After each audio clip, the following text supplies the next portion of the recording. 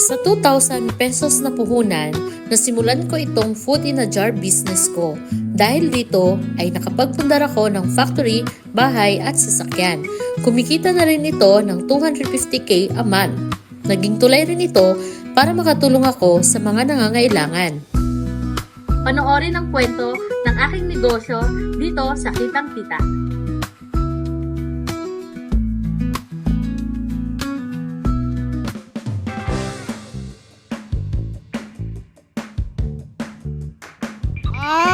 Ay, ang dami! Uy! Tumutulo pa, ha? Ang sarap. Ay, feeling ko yung sosang masarap doon ako lalo. Ayan na! Nauna pa sila sa atin. Sa bagay mga bisita sila. O yan, talaga nag-e-enjoy.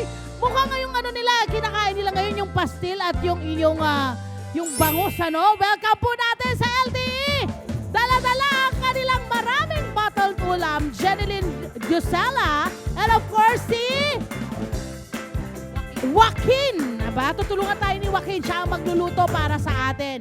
Jeneline Giusela, tama ba yung apelyido Yes mo? po. Ang ganda Yes naman po. apelyido mo. Taga saan ang mga Giusela? Cagayan de Oro po. Cagayan!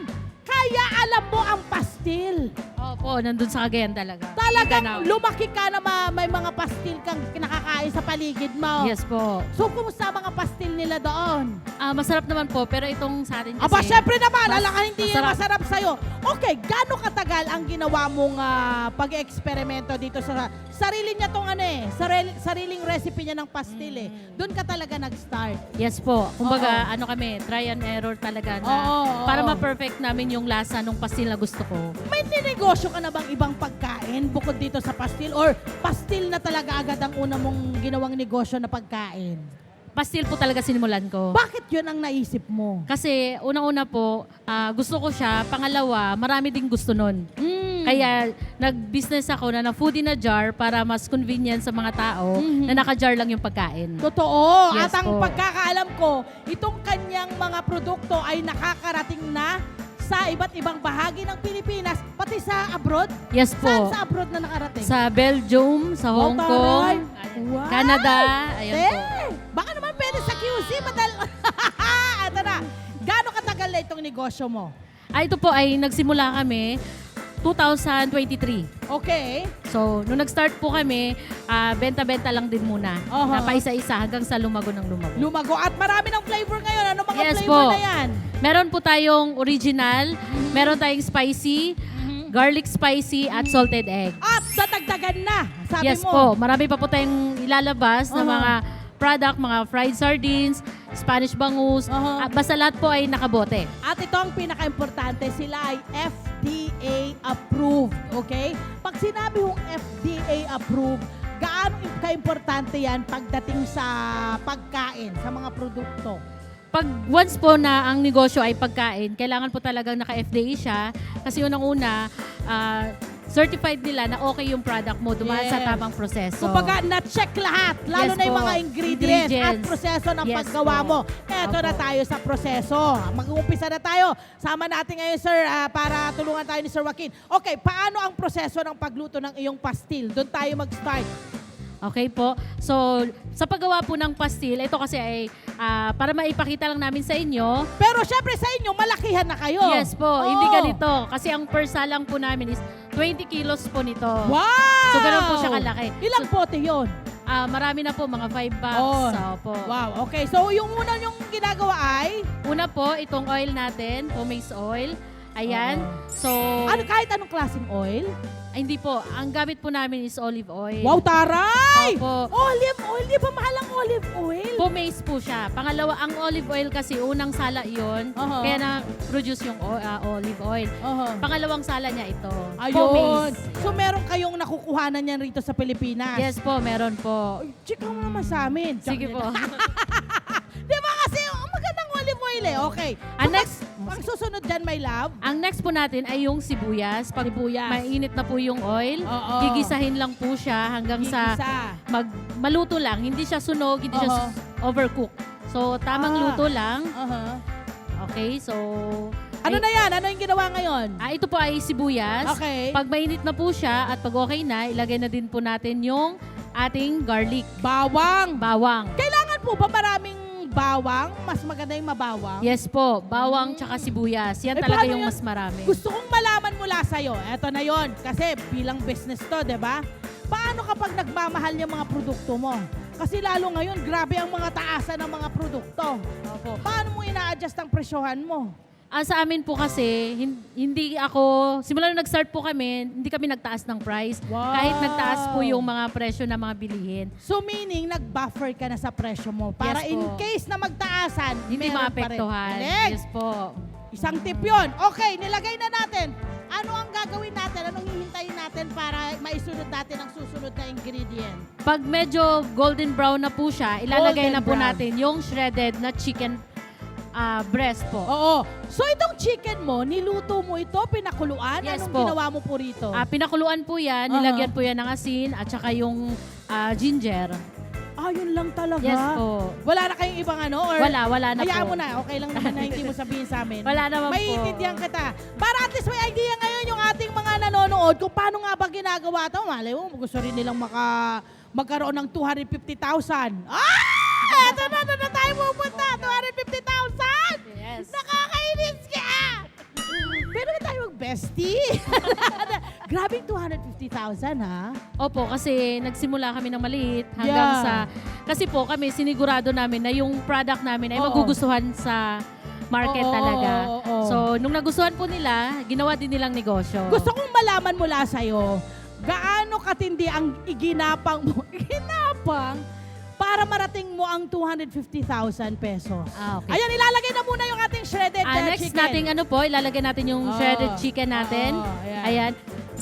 So, hihalo lang po siya. And then, pag medyo kumulo ng konti, next ingredients naman natin. Yan, nagtatalsikan pala niyan. Talsikan siya. Laban na laban Hinaan pala mo yan. na Ayan lang. na! Ayan na! Ayan na! Lumalaban. Lumalayo na kami. Tara. Uy, pero gusto kong malaman sa'yo Janela, yung sinasabi mo na 250K. Siyempre, hindi agad pumunta yun doon, di ba? Opo. Ano yung mga pinagdaanan ng 250K na yan bago narating yan? Susunod na natin ang toyo? Next natin, ito muna po. Bago natin sagutin si ma'am. Ayan. Oo, yan muna. Yung toyo natin. Soy sauce. Soy sauce natin. Okay. Ang sa tanong ni ma'am, sasagutin ko yun bago namin naabot yung ganong digit. Oo. Actually, noong mga ilang buwan is more than kasi nga nakapag-close kami ng mga negosyante din na nag-rebrand. Ayun! Yun ang uso ngayon, Miss Jeneline. Yes po, rebranding.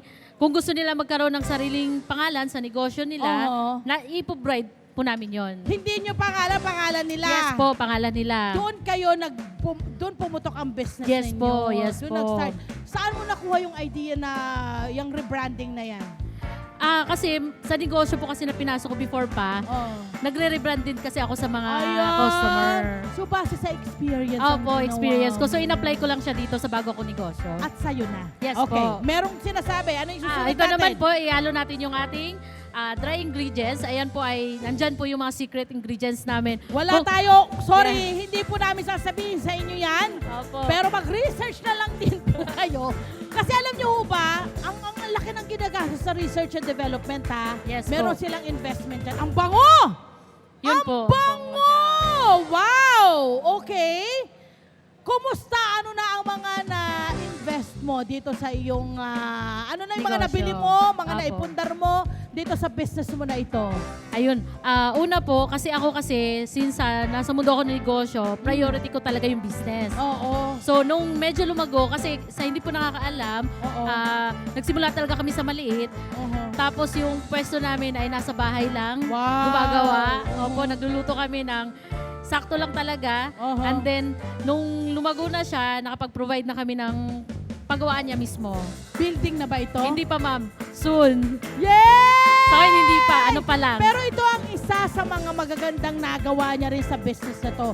Lahat ng mga tao sa pamilya mo, tinuruan mo raw mag-business? Yes po. Yung kuya ko, yung kapatid ko, at Uh-huh. yung mama ko, tinuruan ko din po mag-business. Bakit? Kasi ako po ay hindi naman ako nakapagtapos ng pag-aaral, undergrad ako. So, nakita ko yung opportunity sa business, basta ayusin lang o tamang pag-aaral lang talaga.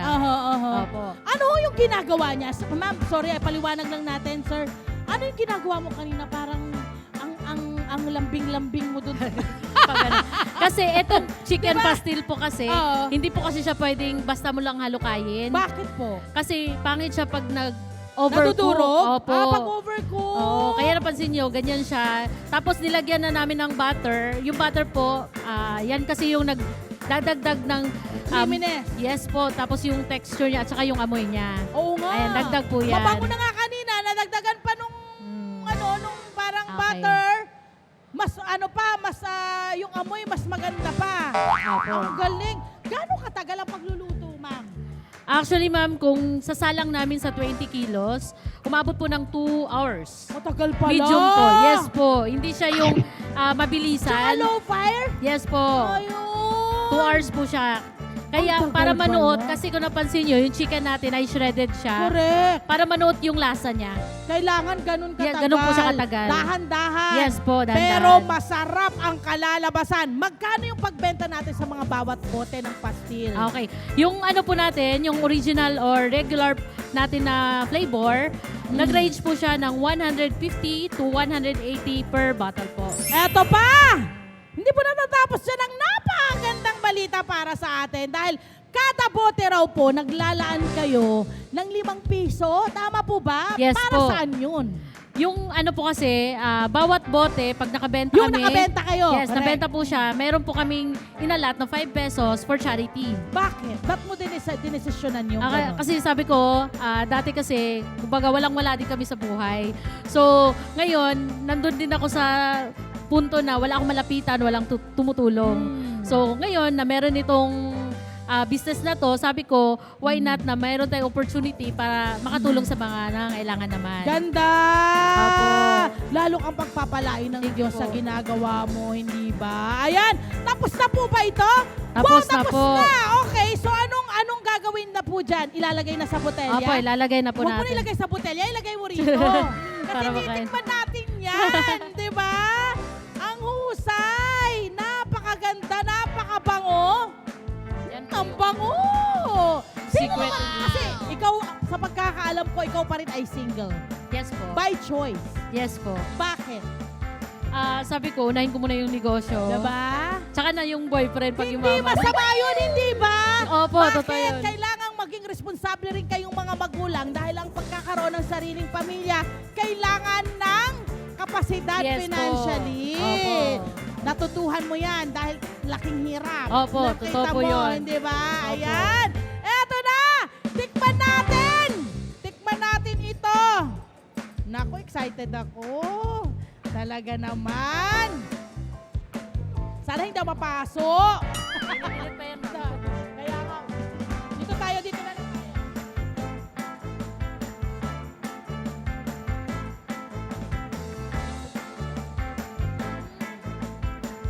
Kailangan ng kanin. Wow! Manot, Sarap! di ba? Manot yung lasa niya. Tama yung alat? Merong flavor. Parang may lemon ba to?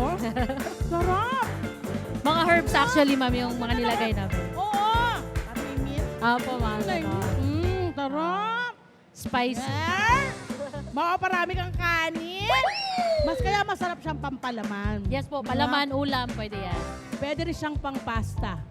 Oh, Pwede rin siyang pasta. pang pasta as it is. Opo. Masarap siya. Pati sa mga nachos. Yes, Pwede siya. correct. Opo. Ang galing, husay. Nako, Jeneline, maraming salamat. Sir Joaquin, maraming salamat sa pagluluto ng masarap na dish. Parang alam mo, pwede ho bang hingin ko na lang tong nandito? Parang, yan ang masarap, yan ang masarap. Pwede yan sa pasta, sinasabi ko sa inyo. Saan pala makakabili nito, my love? And mabibili po ito online. Meron din po tayo sa mga platform. Apo, so ano lang po, pwede din sa Facebook page namin. Apo, mag-message lang po, ganon. Message ka lang, huwag matakot. Yes po. Diba? Tuwang-tuwa ka pag may nagme-message sa'yo. Opo, sobra. Yes, magpapahinga ka naman. Hindi. Oh, ganun Medyo. talaga. Darating ka rin sa puntong ganun, syempre. Opo, Diba? naku. Kailangan mo rin yon. Nako, congratulations! Thank you po, And ma'am. mabuhay ka, Thank you Jeneline, po. at sa iyong grupo. Ilan na ngayon pala ang staff mo? Kung dati mag-isa ka, ngayon ilan na kayo? Ano po, 12. Wow! Isa mo pang naitutulong. Nagkikreate ka ng trabaho para sa ating Opo. mga kabarangay. Yes Very, po. very well done. Dito tayo, kain tayo, kain tayo, kain tayo.